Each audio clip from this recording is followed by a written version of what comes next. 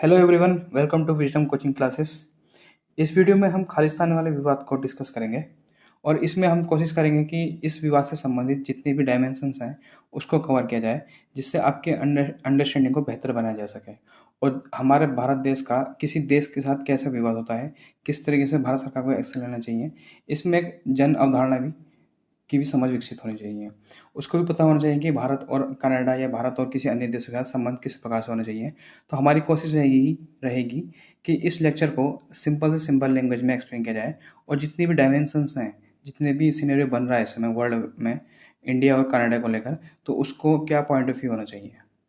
तो इसी के साथ इस वीडियो को शुरू करते हैं। देखिए, इंडिया और कनाडा का जो विवाद अभी स्टार्ट हुआ है, इसके पीछे भारत का एक आतंकवादी ग्रुप जिसका नाम है खालिस्तान, जो सिखों का एक ग्रुप है। इसकी हमेशा से भारत आज़ाद होने के बाद से इच्छा रही है कि पंजाब वाले एरिया को इंडिया से अलग कर दिया जाए और ये एक स्वतंत्र पंजाब की मांग करता है।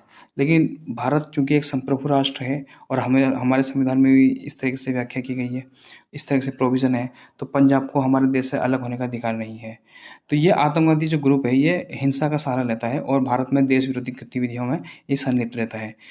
कई सारे ऑपरेशन भारत सरकार ने खालिस्तानी के खिलाफ किए हैं, जिसमें आईएसआई भी इसके साथ इन्वॉल्व रहती है।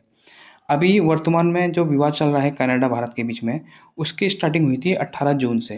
18 जून को एक खालिस्तानी आतंकवादी है जिसका नाम है हरदीप सिंह निज्जर, इनकी हत्या कर दी गई थी। तो अभी 2025 में कनाडा में इलेक्शन होने वाले हैं।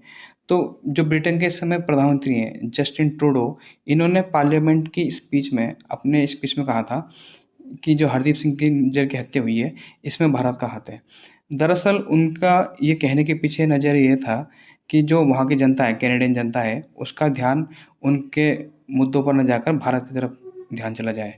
और जो इनकी पार्टी है जस्टिन ट्रूडो की, इसको बहुत ज़्यादा फंडिंग और वोट बैंक मिलते हैं सिखों से। जो भारतीय सिख समुदाय कनाडा में रहता है, कनाडा की नागरिकता जिनको मिल चुकी है, जो इनका रोजगार सब वही हैं, तो उन लोगों से फंडिंग भी मिलती है इनको और इनको वोट बैंक भी काफ़ी हद तक मिलता है। तो इसी के पक्ष में आके इन्होंने हरदीप सिंह निज्जर की मतलब उसके सपोर्ट में इनको ये स्टेटमेंट दिया था कि इसमें भारत का हाथ है। ये बात जो भारत की जनता है, भारत के प्रधानमंत्री हैं, इनको बिल्कुल भी हजम नहीं हुई और भारत सरकार ने कई तरीके से एक्शन लेकर अपनी नाराजगी व्यक्त की है। जिसमें जैसे ही इससे पहले, इस विवाद से पहले, इस स्टेटमेंट से पहले हरदीप सिंह निज्जर को कनाडा की नागरिकता नहीं मिली थी, ऑफिशियल तौर पर इनको नागरिकता नहीं मिली थी। लेकिन इस स्टेटमेंट में, जब उन्होंने पार्लियामेंट में स्टेटमेंट दिया था, उसी के दौरान उन्होंने कहा था कि ये एक कनाडियन नागरिक हैं और इनकी हत्या के पीछे भारत का हाथ है। उसी के एक्शन में कनाडा सरकार ने जो भारत के सीनियर डिप्लोमेट थे कनाडा में, उनको देश निकाला कर दिया था। अब ये 2-3 घटनाएं ऐसी हो गई थी जिसकी वजह से भारत को नाराज होना स्वाभाविक ही था। तो भारत सरकार ने इसके बदले में कई एक्शन किए, भारत की जनता ने कई अपनी तरीके से रिएक्शन दिए, जिसमें भारत सरकार द्वारा एक इम्पोर्टेंट एक्शन दिया गया था कि जो कनाडा के सीनियर डिप्लोमेट थे भारत में, तो उनको उन्होंने 5 दिन की मोहलत दी थी कि आप 5 दिन के अंदर देश से हमारे छोड़ कर चले जाइए। अब देखिए, इससे पहले जो कनाडा सरकार ने तो बिना टाइम दिए, बिना कुछ एक टाइम पीरियड दिए उनको देश से निकाला कर दिया था। तो इसके रिएक्शन में तो भारत सरकार एक्शन लेगी ही। अब इससे पहले की जो गवर्नमेंट थी, उनका एक्शन कुछ अलग हो सकता था, लेकिन जो समय मोदी गवर्नमेंट है वो टिट फॉर टैट करती है।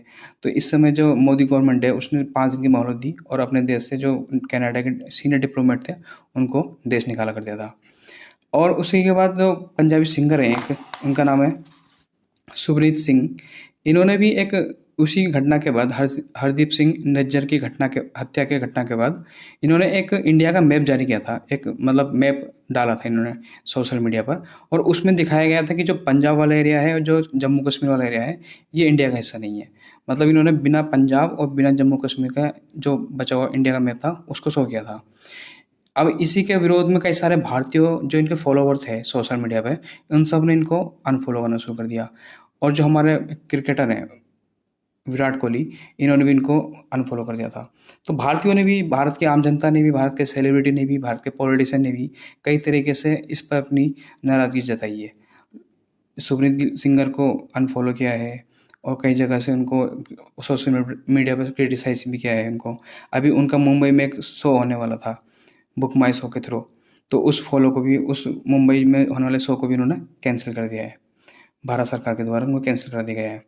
और इसी घटना के बाद हुआ क्या है कि ये विवाद इतना फैलता जा रहा है कि इसमें भारत के लगभग बड़े बड़े 5 डिसीजन लिए गए हैं, जिसमें से पहला था कि भारत सरकार ने सीनियर डिप्लोमेट के निकाल दिया था, और इन्होंने जो भारत के जो स्टूडेंट हैं कनाडा में पढ़ने वाले, उनके लिए एडवाइजरी जारी कर दी है, ताकि जिन जगहों पर भारत विरोधी या हिंदू विरोधी घटनाएं होती हैं कनाडा में और भारतीयों को किसी भी तरीके की समस्या ना हो, तो इसलिए उन्होंने एडवाइजरी जारी कर दी है कि जहाँ पर भी कोई भी हिंसात्मक गतिविधि हो सकती है तो आप थोड़ा सा अलर्ट रहें, और किसी भी परेशानी की स्थिति में एम्बेसी से डायरेक्ट कॉन्टेक्ट करें। तो इस तरीके से फिर जो हमारी एक आतंकवादी जांच एजेंसी है जिसका नाम है NIA, इसकी स्थापना हुई थी 2010 में हुई थी, जब 2008 में कसाब ने अटैक किया था ताजमहल पर, कसाब की टीम ने। तो उसके बाद NIA की स्थापना की गई थी, और इसकी स्थापना स्पेशली इसलिए की गई थी कि जितनी भी आतंकवादी गतिविधियाँ होती हैं भारत में या भारत से संबंधित, तो उन पर भारत सरकार जांच पड़ताल कर पाए, तो इसलिए NIA की स्थापना की गई थी। तो NIA ने खालिस्तानियों से संबंधित कम से कम 7 से 8 सिख जो व्यक्ति हैं, आतंकवादी हैं, उनकी लिस्ट जारी की थी, जिसमें से एक इम्पोर्टेंट नाम है सुखदल सिंह सुक्खा। अब ये जो हैं, NIA ने इनको आतंकवादी घोषित कर दिया है। इनकी भी हत्या हरदीप सिंह नज्जर के बाद की हुई थी, और सेम उसी तरीके से हुई थी जैसे हरदीप सिंह नज्जर की हत्या की गई थी कनाडा में। सेम उसी तरीके से सुखदल सिंह सुक्खा की भी हत्या की गई है कनाडा में ही। और ये एक गैंगस्टर भी है पंजाब से, पंजाब में गैंग कार्यरत है, एक्टिव है, उसका नाम है बाम्बी हाक गैंग। ये कनाडा में एक्टिव है और इसके ये सदस्य रहे हैं। तो पंजाब सरकार, ये NIA ने इनको आतंकवादी घोषित कर चुकी है वैसे, तो इनकी भी हत्या हुई है। तो अब ये संदेह पूरा भारत सरकार की जितनी भी खुफिया एजेंसी है उन पर किया जा रहा है, क्योंकि भारत सरकार ये साफ कर चुकी है कि इसमें हमारा कोई हाथ नहीं है। ठीक है, तो इस तरीके से अब सरकार का अगला एक्शन था, जैसे कोविड-19 में पूरे वर्ल्ड में आवागमन पर प्रतिबंध था। तो कोविड-19 के बाद फर्स्ट टाइम ऐसा हुआ है जब भारत सरकार ने कनाडा के लोगों के लिए वीज़ा पर प्रतिबंध लगा दिया है। अब कोई भी कैनेडियन व्यक्ति भारत में एंट्री नहीं कर सकता। ये स्टेटमेंट जारी की गई थी 21 सितंबर को, और उसके बाद से लेकर अब जब तक सरकार खुद ये डिसीजन नहीं, कब तक डेट नहीं बताएगी, तब तक ये प्रतिबंध लागू रहेगा। तो 21 सितंबर से कोई भी कैनेडियन व्यक्ति भारत में एंट्री नहीं कर सकता, किसी भी तरीके से एंट्री नहीं कर सकता यहाँ पर। अब आप लोग अक्षय कुमार का नाम मत सोच लेना वो तो कुल भारत में रहने वाले हैं अभी, तो ये अक्षय कुमार के लिए नहीं होगा वैसे। तो ये जो मतलब मुद्दा चल रहा था, ये खालिस्तानी को लेकर चल रहा था। खालिस्तानी एक मूवमेंट है जो चाहते हैं कि पाकिस्तान मतलब भारत से अलग हो जाए। अभी जो 1984 में इंदिरा गांधी ने एक ब्लू स्टार ऑपरेशन कराया था आपका अमृतसर में, वो भी खालिस्तानियों के ही अगेंस्ट था, और उसका आपको रिजल्ट पता ही क्या था। वो उनके जो सिक्योरिटी गार्ड थे तो उन्होंने उनको शूट कर दिया था। अब पिछले साल अगर देखा जाएगा खालिस्तानियों को लेकर, तो खालिस्तानियों ने पिछले साल कनाडा में पंजाब भारत में रहेगा या नहीं, इसके बेसिस पर मतलब इस मुद्दे पर जनमत कराया है कनाडा में, और वहाँ की सरकार ने सपोर्ट भी किया है। तो ये भी तो एक भारत विरोधी गतिविधि हो गई। तो ये भी एक मतलब चैलेंज है हमारे लिए, कनाडा से संबंध किस तरीके से रखना है। और दूसरा कि जो ये इंदिरा गांधी की हत्या हुई थी, तो इसके लिए उन्होंने रैली भी निकाली थी, मतलब इसके समर्थन में रैली निकाली थी वहाँ के जो खालिस्तानी समर्थक लोग थे कनाडा में। तो भारत को अब इस समय सोचना चाहिए, अब इस समय भारत की जो सरकार है वो एक ऐसे लीडर के हाथ में है, एक ऐसे भारत का जो नेतृत्व है वो एक ऐसे व्यक्ति कर रहे हैं जो डिसीजन लेने में ज़्यादा सशक्त माने जा रहे हैं। और भारत ने जो कनाडा का पड़ोसी देश है अमेरिका, और जो पावरफुल एक सुपर कंट्री भी है, उससे संबंध और ज़्यादा मजबूत होते जा रहे हैं हमारे। अब देखते हैं ये कोइंसिडेंट है या फिर क्या है, लेकिन भारत ने 26 जनवरी पर प्रत्येक वर्ष जैसे बुलाती है किसी न किसी को एज ए चीफ गेस्ट के तौर पर, तो इस बार ये जो बाइडेन को बुला रहे हैं 26 जनवरी को। और भारत के जो अमेरिका में रहने वाले हिंदू लोग हैं, इन लोगों ने भी काफ़ी क्रिटिसाइज़ किया है कनाडा की सरकार को, और कनाडा में रहने वाले जो हिंदू लोग हैं उसने भी काफ़ी क्रिटिसाइज़ किया है। अब देखने वाली बात यह है कि आगे किस तरीके से संबंध सुधरते हैं। आज़ादी के बाद देखा जाए भारत की, तो कनाडा से संबंध हमारे लगभग ग्राफ अप डाउन गया है। लेकिन मोदी गवर्नमेंट के बाद, जब मोदी गवर्नमेंट बनी थी 2014 में, उसके बाद से 2015 में मोदी जी कनाडा गए थे और संबंध सुधारने की कोशिश की थी।